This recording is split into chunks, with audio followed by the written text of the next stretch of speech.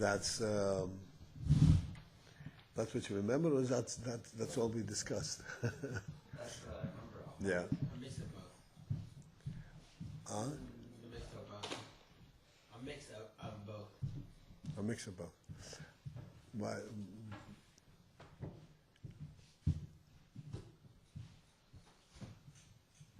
Shuko Atzmis, anybody had any recollection of a discussion of Shuko Atzmis?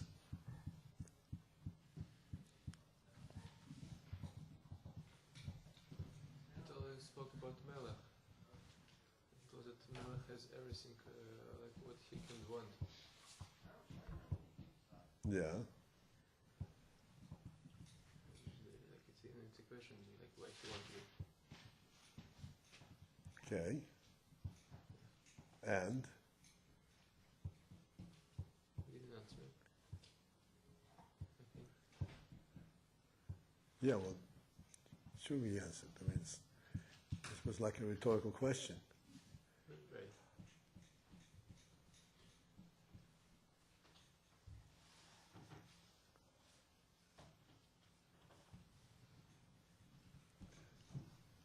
Anyone can say anything about it? Oh, I wrote down. Okay. Maybe a paper can speak. At least somebody's going to speak up. Yes, he said a king by definition has everything, not because he accomplished anything. It's just because of who he is. That's why he's great. And when he realizes his greatness, that like he could rule like the nation, he's impressed by this. It's like the idea of like the entertainment of the king in its essence. Shashui HaMelech. That's what Rabbi says, Shashui HaMelech.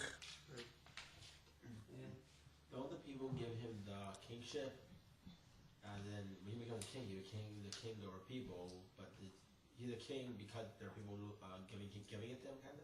Sure. Not because of who he Sure. is himself? Sure. So it's like a mix of both, or like what is it? Well,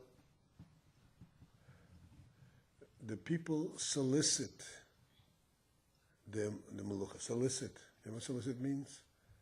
They request it. And when they request it sufficiently, then the Melech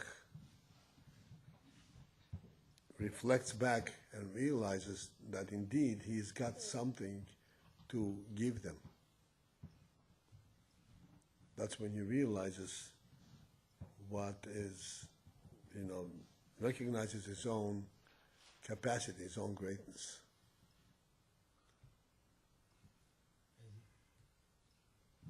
They look for someone who already had that, something that they can get. The people recognize it, and the Melech has it before for sure, but he never thought about it. I see. So it opened the door to his Mhm. brain to make him think about it. Right. Cool. It's cool, right? And it's royal.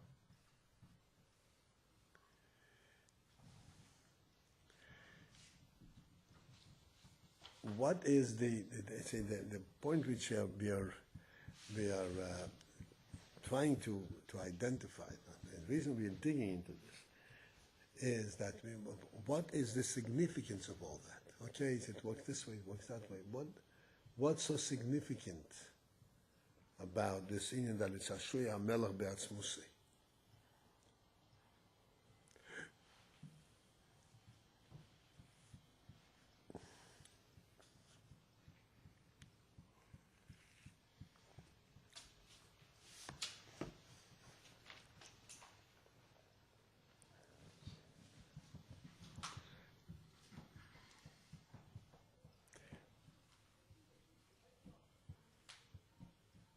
Something to say? I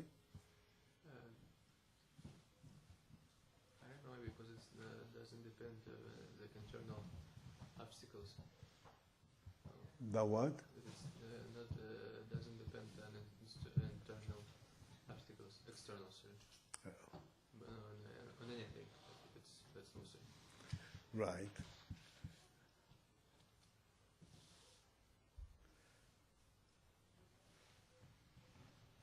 What is the significance of that? Why is that so important? Why is that so meaningful? Because it's him.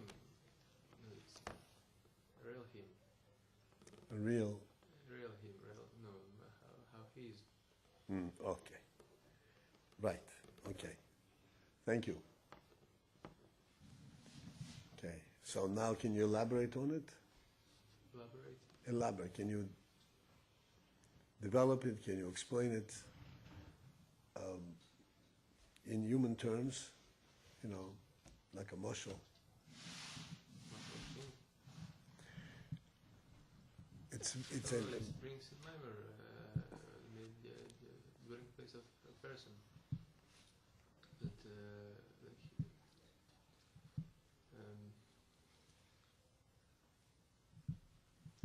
no, he explains what is Dira here, and that in this place he's everywhere.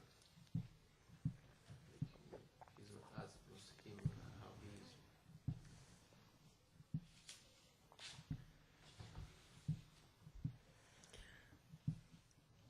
So we're first getting into this, and right. That we didn't get to that yet. No? We're first getting to this. The marshal over here in the MAAMAR. But as we go, we ought to keep, so to speak, an alert mind. What is this about?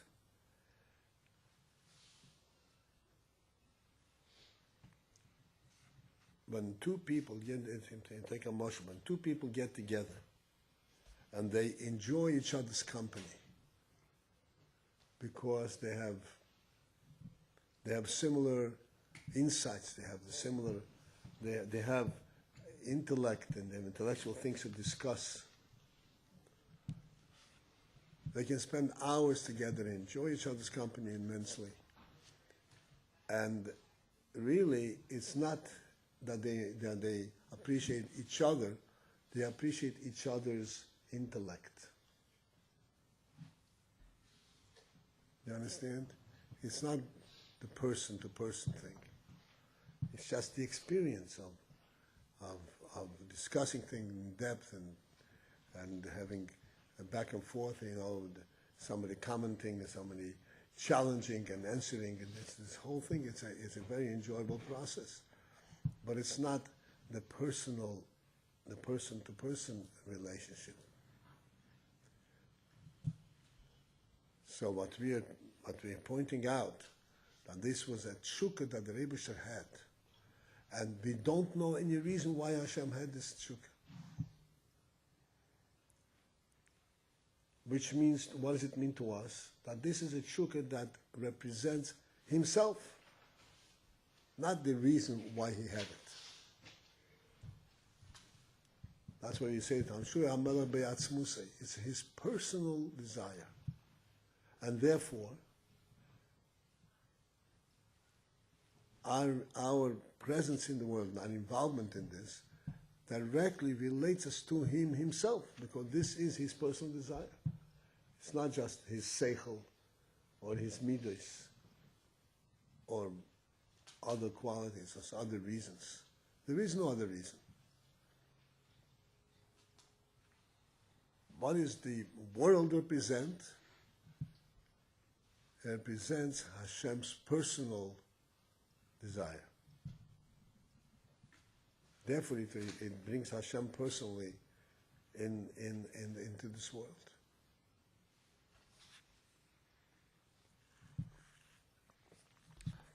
Okay, so now we're going to pursue weiter, and now we're going to have the further explanation in the MAAMAR. Okay, we'll underline that begins with the word Hamelach be'atzmusai. It's 8 lines from the top.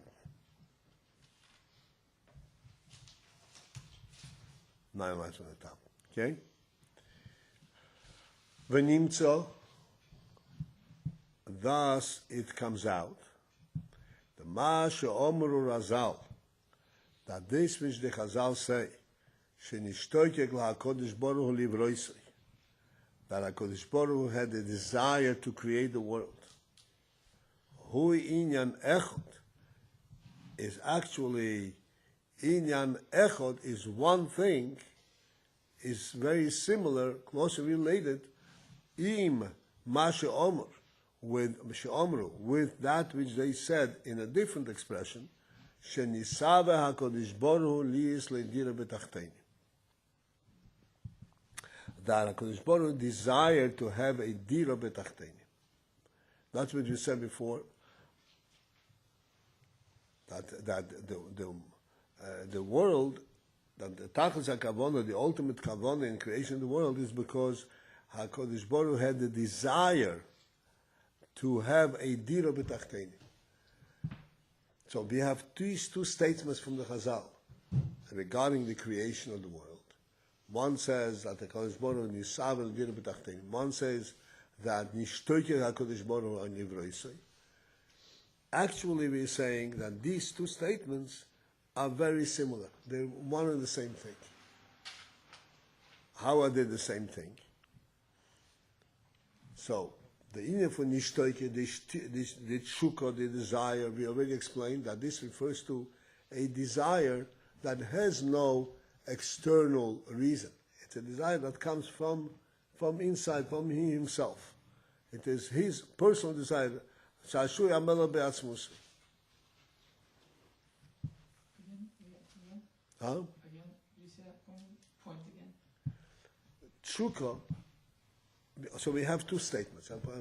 Let's keep this organized a little bit so we can be able to review it. We have two statements in the Gemara. One is nishtoike HaKadosh Baruch Hu livroisei, and one is nisav HaKadosh Baruch Hu dira b'tachteini. So nishtoike HaKadosh Baruch Hu livroisei, we already explained that this tshuka has no particular reason. This tshuka represents his personal tshuka in Hashui Amela Be'atzmos. On the other hand, nisav HaKadosh Baruch Hu dira b'tachteini. He wanted to have a dira. When one wants a dira, it sounds like there is a reason for it. It's not a personal thing. So we're going to, what we are saying, what the Rabbi is saying, no, that the dira b'tachtoinim and nishtoike HaKadosh Baruch Hu livroisei is actually very closely related. It's the same concept. How is it the same concept? Do I have it with me so far? Rabbi is going to explain how nisav HaKadosh Baruch Hu b'tachtenim is a similar concept as nishtoike HaKadosh Baruch Hu livroisei.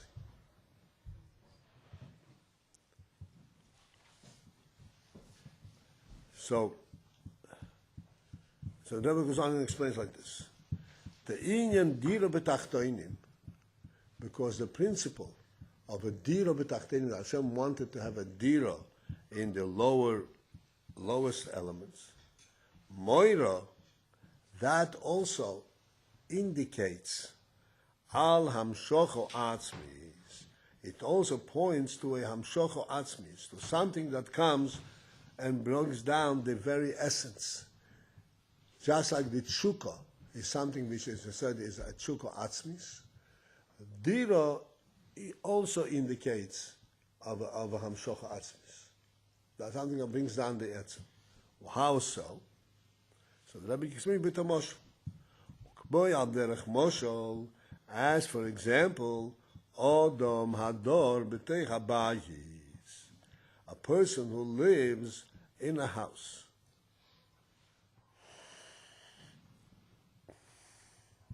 Harei, what is it, living in a house? What is the significance of living in a house?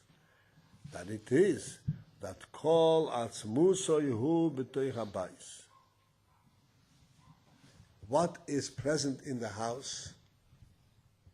Kol atzmuso, the entire essence of the person is inside the house. Odem hador b'tei habayis.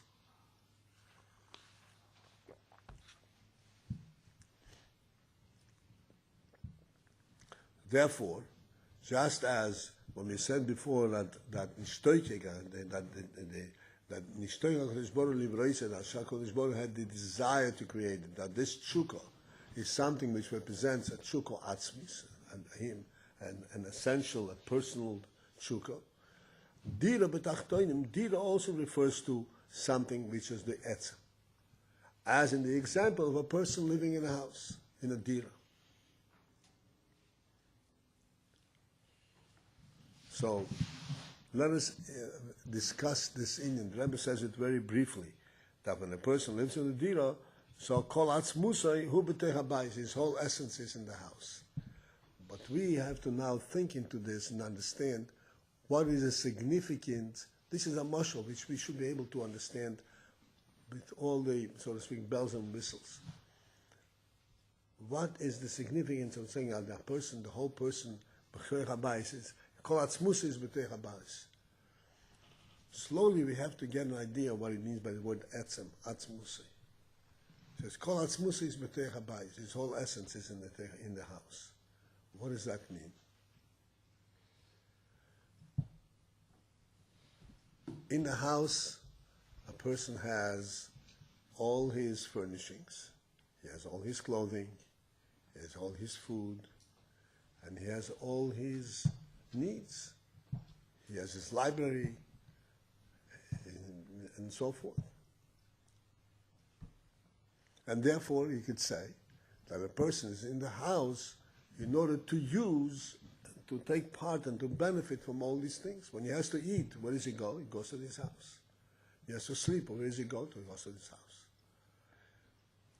So eating and sleeping are what we call active, functional aspects of a person.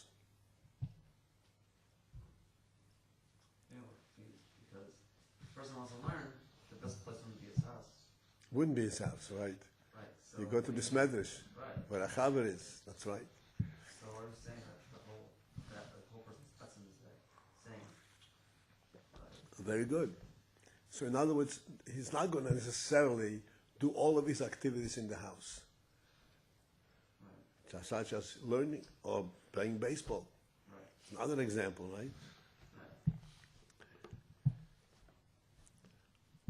So what does it mean? B'chol atzmusai b'chol b'tei habayis. So that clearly brings up exactly your point. It brings up that the union of a dira is not for the purpose of satisfying a person's needs and functional needs. You know what functionally means? Particular activities, various activities I need to do.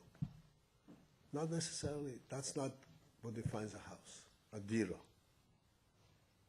Because many things, even if he has a dira, functionally he will go elsewhere to do it.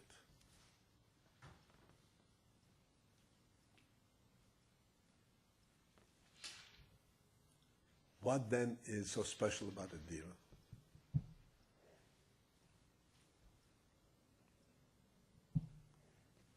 No? Oh, like I guess he acts that way. I find so the way he acts there. Well, you know, you don't have to guess because you also live in a dira. Think about this. You know, this is a mashal. A mashal is the pshat that this is something that we can readily understand. Except we need to kind of focus in and understand it from a deeper perspective. You know, don't worry about what others will say. Think about what you would say. What's so special about a dira? Let's say if somebody told you, you don't need a home to live in. You want to eat, go to a restaurant. You want to sleep, go to a hotel.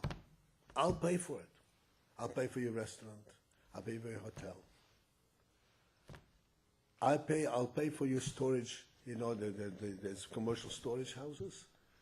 You can put all your clothes there. Anytime you need a pair of shoes, just go in there and take out your shoes. When you finish with them, you will put them back there. Would that be an option? Practically speaking, it could be an option.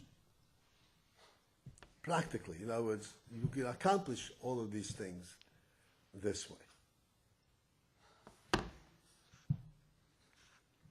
But everybody is laughing, saying, wait, that doesn't make any sense. Why not?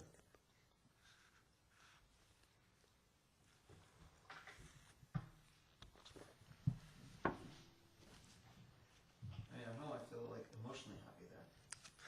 Why? Good. Why? My family's there, I don't know. Because like Malchus is revealed. What? No, like Malchus, his Malchus, everybody's Malchus is revealed home. Like no, you're eating what you want to eat, how you prepare. No, everything you do, how you think, like wherever you do. It's not like somebody prepared for you. No, it's completely different. It's realization of something like that. Okay. All right. That is a point well taken. But we have to still go further a little bit because what if somebody says, a restaurateur says, you know, you come in the back, you make your food the way you want. In other words, there's always an alternative. When we say diro is something very special, it cannot be replaced by any other option. And the way the Rebbe is putting it, obviously it cannot be, because kol atzmusa, his whole essence is there. It cannot be replaced by any other option. I mean, I guess you feel more secure. What? You feel more secure of what you're doing, I guess. Like, more secure somehow, I don't know. No, see, the thing is, this is the mile of a moshel, that a moshel you don't have to guess. You have to second guess what somebody else is doing, but you have to second guess what you do. My of a moshel is that this is something which you can actually, if you delve into your own mind, you should be able to find it. So it's true. I mean, you never thought about it, but at least we see that there is something deeper to this than just any functional. That's what functional. Functional, in other words, something what's called external or activity-based aspect of a person.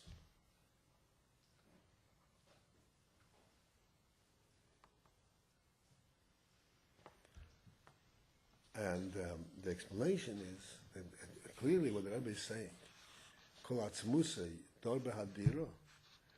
Again, clearly it's not talking about his activities. And you said that the person feels happier in the house.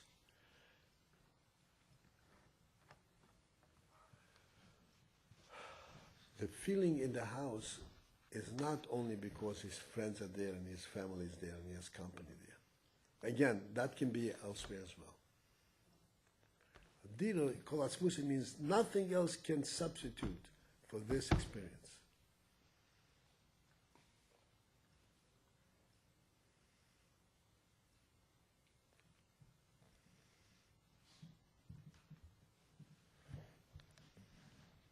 If we think, I mean, there are various different ways of expressing it, but a very simple, most obvious way is that if you, all the activities that we described, you are there by the graces of somebody else. In other words, the restaurateur invites you to his restaurant, the hotel keeper invites you to his hotel. You're in somebody else's domain. Yeah, they give you the place, the opportunity to do it, but you're in somebody else's domain.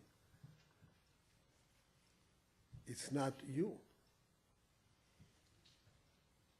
And since you're not in your own domain, in somebody else's domain, therefore, there's a limit to the connection that you will make with this domain. For this, I'm going to come. For this activity, I'm coming here. For this activity, I'm coming here. And while I'm even there, I'm not in my own. No, there's somebody there who could say, okay, time is up. Let somebody else come. You're in a restaurant, you're sitting and eating. Listen, 2.5 hours is enough for lunch. Let somebody else come. And somebody else needs your table, right? In a home, in a diro, nobody can come and tell you to leave. Yeah, What? Your brother. Your brother, right. Nobody can come and tell you to leave. And again, please understand, this is just really a superficial element. But it alludes, it's maramas. Why can't anybody tell you to leave? Because your etzem belongs there. You were there not because you're doing some activity. When you finish the activity, it's time to leave. You are there because you belong there. This is why there's no end to your being there. Nobody can say, okay, you finish the usage, your activity, and you have to go elsewhere. So what do you mean that you belong there? So what makes it that you have to belong there? What do you mean that like a person that belongs in this home? I don't really get that. Why is it that? Okay. What do you think it means? Why can't, in your home, why can't I come in and say, okay, you spent enough time in your home. You did it all, get out. What's what they do when you send... What? No, man. Okay, I don't know. How much time is it? Okay, you use it, now it's time to leave. It's somebody else. It's my home. Because the home, the relationship with your home is not based on any kind of activity, any kind of functionality, any kind of benefit, definitive benefit. You understand? No, you don't understand the words? Yeah, I do. It's just kind of out there. It's up there. Benefit that can be defined. Yeah. Okay?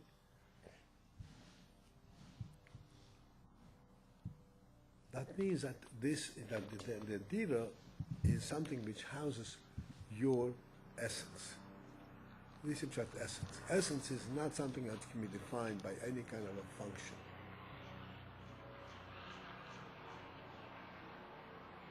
Activity.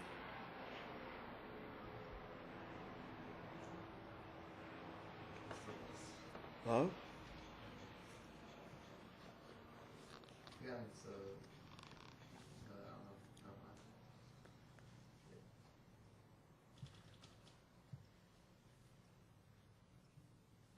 Okay, do we understand it? You don't know if you understand it? I don't know.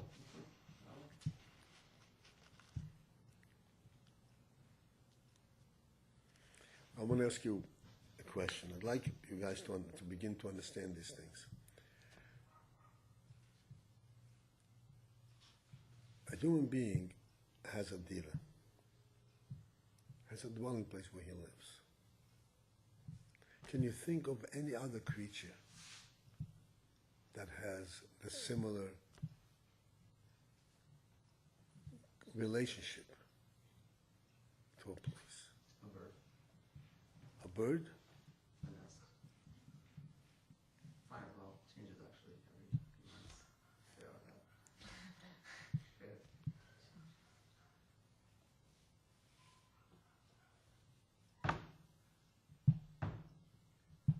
There is none. There is none.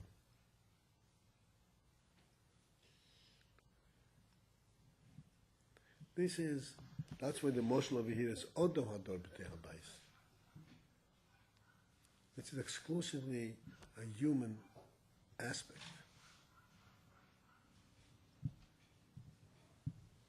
Only a human being has this sense of reality. Animals, l'havdil, also have to eat and sleep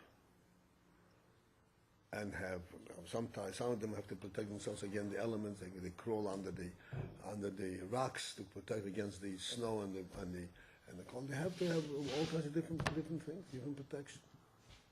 These are all functional aspects. but there is no essential, no essential place. They don't have an essential place. They don't have an essential presence.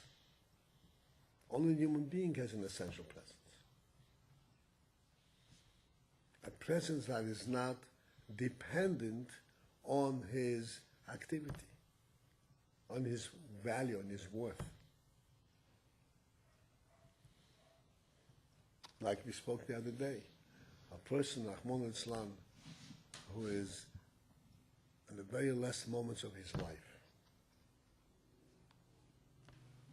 He's 119 and 64 days, and 364 days.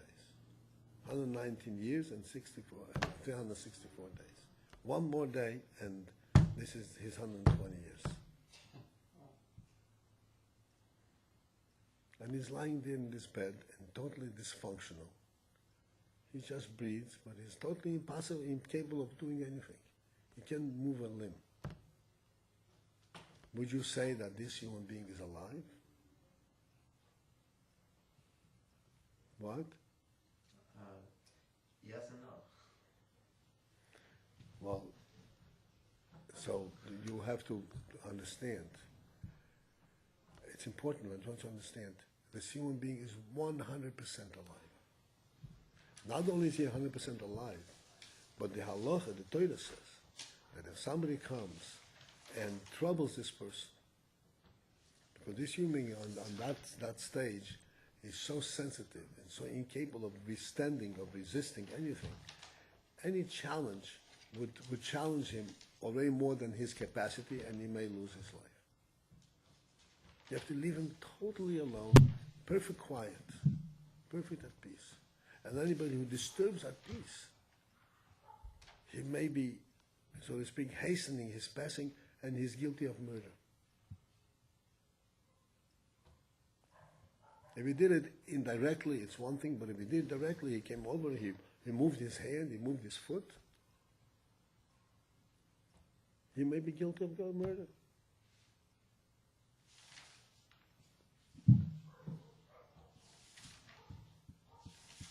Because a person's life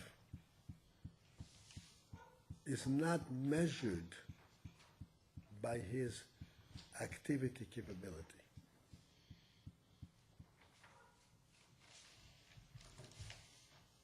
The very fact that a person lives in this world is a full significance. Is a full significance. Huh? Good.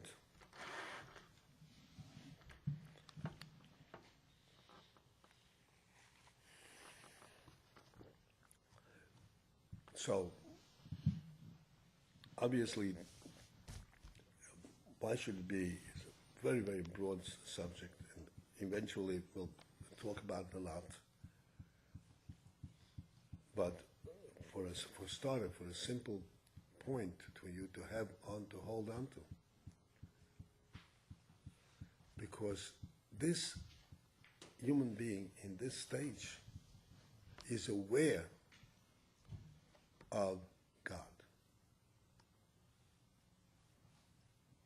aware of this most profound reality.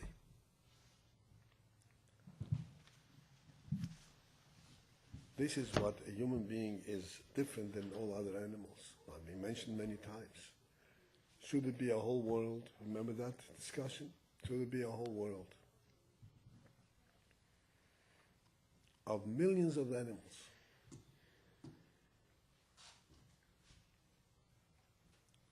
And all the various species, with the trees and the birds and the fish and fowl, everything in full development, without a human being. There's no human being. A whole world without human presence. What does that world stand for?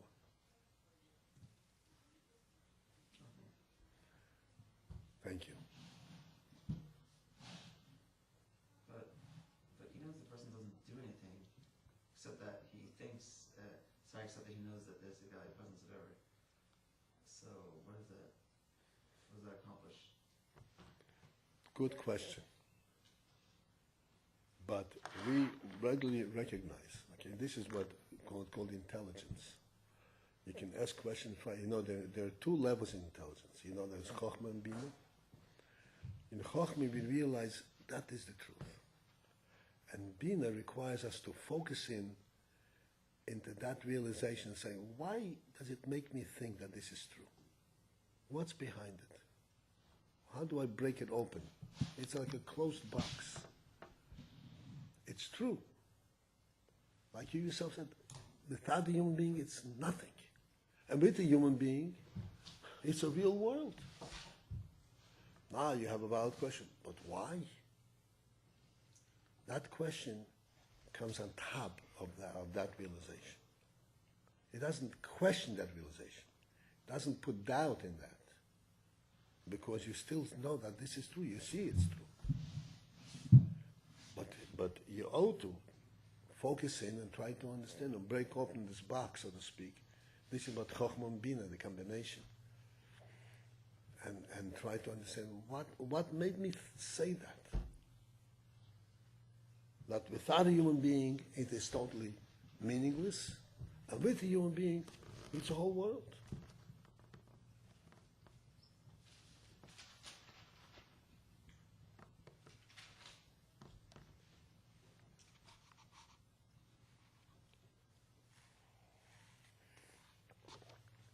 That itself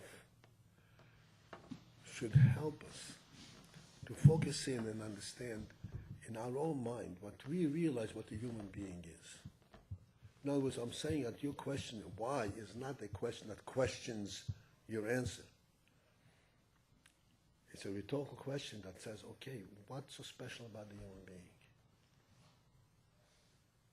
And when you think into this, again, as a first step, when you think into this, you realize one first step realization.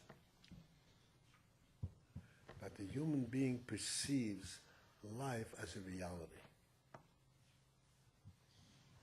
It's not an accident. It's not circumstantial. There's something real about it. There's a purpose in it. There's meaning to it. In other words, there's a creator.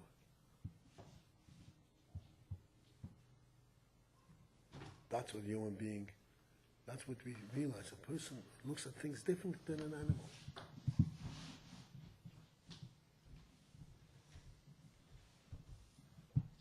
An animal is all for the moment. Human being looks at things from a reality perspective.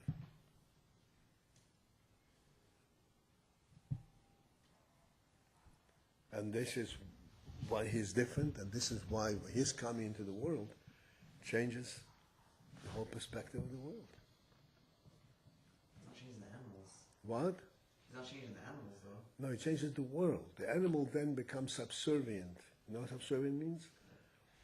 He comes into the service to complement the world, because the world without animals is missing various things. Everything in the world has a certain benefit to complement the richness of the world for the human being. And the human being is like the head, just like in the human body. There are 613 different pieces, different limbs. But all of these limbs are serving to complement the brain. That's what the human being is. His soul. And then he becomes a full-fledged human being.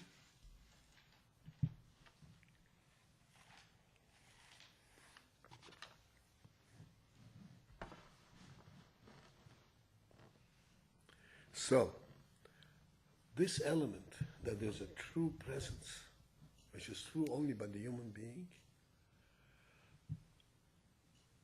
that true presence, which is beyond function, where does it find its place? In a dira. Not in a restaurant, which is temporary, not a hotel, which is temporary, not in any place that allows him to be there because we won't disturb him. No, Adira means this is a place which is made for me.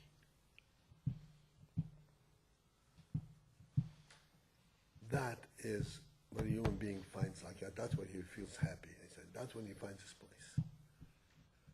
Because he has this etzem. This is the meaning of Adira. Etzem dorbe. Dorbe b'chol atzmusi. He's done b'chol atzmusi with his whole essence. Again, what does that tell us? Not functionally. As a matter of fact, his car is in the garage, and his boat is stationed someplace in a port, and whatever it is, his hunting gears is hidden somewhere. He's not in the house. But his essence is and Atzmusa is in the house. Again, so what does it mean that like his essence is? What? So what does it mean again that his essence is like The etzem, that element that we call the etzem of the person, which is the truth of his existence, because a human being has a truth to his existence that we discussed. An animal doesn't. So he feels the truth of his existence only in his house? Yeah. And understanding about it now, so to say.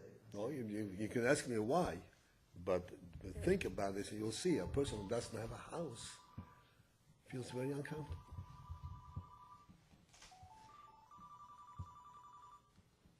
Very, very, it feels very insulted almost.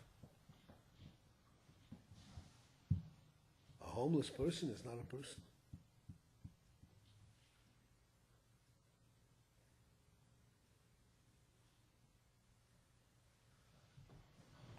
Right?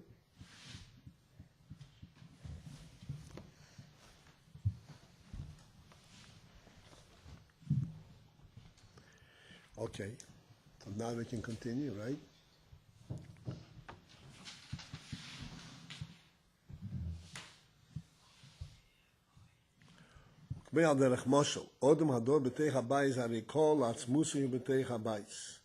His whole essence, this is the meaning kol atzmusi. His whole essence means the very core, the point of his essence. And likewise, hu inyan dira bedachtoinim. This is what we mean, that HaKadosh Baruch Hu nisava dira betachtoinim, to have a dira betachtoinim, the bechinas atzmius ein soy Baruch Hu yumshach lamato. Dira betachtoinim means that the atzmius of ein soy should be drawn here lamato, should be recognized here lamato, not certain elements, certain aspects of Holocaust, but the atzmius of ein soy. V'hainu, that then points,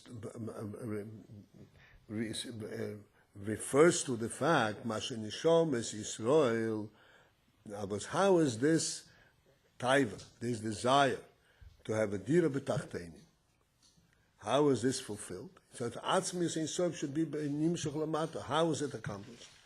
This refers to Mashenishom es Yisrael mamshichim, but Neshama Yisrael draw alidei kiyum teiro mitzvahs. As a result, and by virtue of performing teiro mitzvahs, they actually bring into the world atzmi seif. K'mei sheyizboer, as will still be explained, that teiro mitzvahs v'mamshich atzmus ein sof.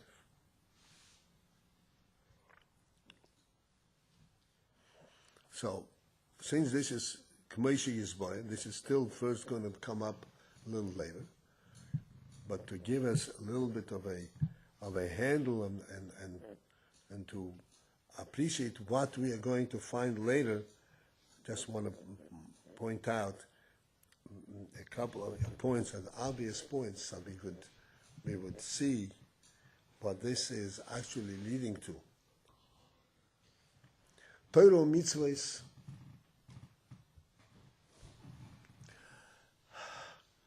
are essentially rules. Torah has rules, halachas of behavior, how a person is supposed to behave, how he is supposed to behave. And mitzvahs are commands as to what a person is supposed to do, like putting on tefillin, keeping Shabbos, eating kosher. Torah is saying this. What? In Torah there are two parts. There's the mitzvahs, and then there is the rules how a person, how a person must behave with another, like signal, let's see that. It's not a mitzvah. What? Is that not a mitzvah or that loisha say? No, it's not just no leisa say. It's not a mitzvah in the sense, like putting on tefillin is clearly something which is not coming from the world. This is an add-on to the world. But loy signoi does seem to be something that comes from the world. It says, this is the way you should treat the world. You understand? So, Torah mitzvahs, in Torah mitzvahs there are various elements, various parts and that relate to the world in different ways. But what we need to know and understand, that no matter how it appears that Torah mitzvahs relate as rules of behavior in the world, so we all know that even those rules that speak about the behavior in the world, like don't steal and don't rob and don't kill and so forth, don't lie, be honest, help another person, give him a halva, visit him when he needs to be, and all of these things seem to be, so to speak, describing worldly behavior, but in actual fact, in truth, it is not the worldly behavior that the Torah is referring to. It's godly. It is a means by which we declare the godly presence in the world. All of the mitzvahs, some more obviously, some less obviously, but all mitzvahs, Torah mitzvahs in general, represent a means to declare the godly presence in the world. Don't steal is not just an offense against a human being, but don't steal is a statement of how to bring Hashem into the world. And the same applies to every other aspect of Torah mitzvahs.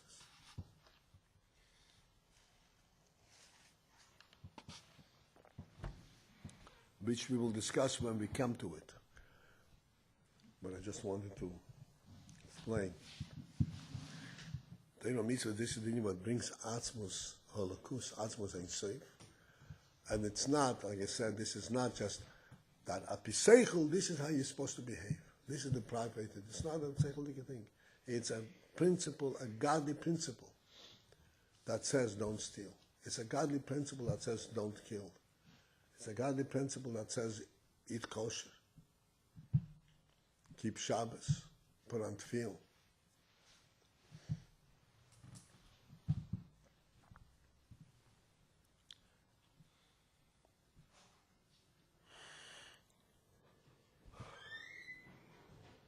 V'zeh hoyo yikir kavonas abriya. This was the principal intent in the creation, that there should be lower worlds, specifically lower worlds, and then they should bring Gil Elokus here Lamato into the lower worlds. That was the kavanah of the Bria. Okay, now we have to interrupt for a little singing session. For those who want.